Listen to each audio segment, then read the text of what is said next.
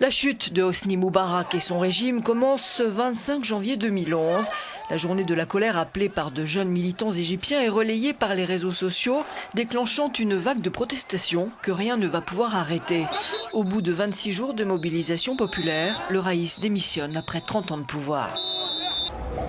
2 ans plus tard, Euronews a retrouvé ces jeunes militants qui ont porté la révolution. Ali Al-Arabi faisait partie de ces jeunes qui se sont élevés contre la corruption, l'injustice et l'oppression subie par sa génération. Je me souviens au début quand il y a eu les gaz. Quand on a reconnu les gaz, on a senti la victoire parce que les gaz ne sont pas utilisés pour bloquer un petit nombre de gens. Frapper avec des bâtons pour les disperser, ça suffit. Non, les gaz sont utilisés quand il y a énormément de manifestants. Et donc ça nous a plutôt rassurés. Je me souviens du jour où un ami m'a pris sur ses épaules et j'ai vu derrière moi la foule des manifestants qui scandaient « Vous augmentez le prix du sucre et de l'huile et demain, c'est nous qui vendons nos meubles ».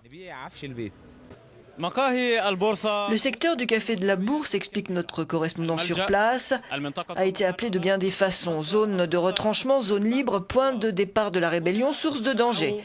Ici se rencontraient et s'organisaient les révolutionnaires. C'est ici qu'ils ont été assiégés, arrêtés.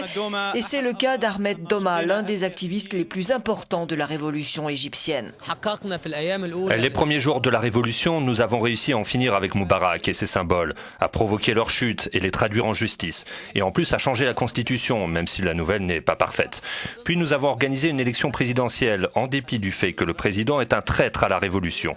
Mais quand même, voilà les victoires les plus importantes que nous avons gagnées. Surtout pour la majorité silencieuse qui maintenant peut aller dans la rue et sait que sa parole compte.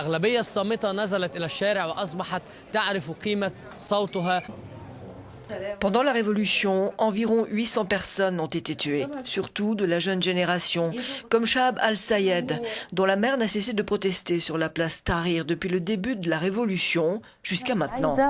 Je ne veux pas croire que son sang a coulé en vain. Je veux que tous les Égyptiens qui ont pris part à la Révolution et qui sentent que les objectifs ne sont pas atteints disent non et n'aient pas peur.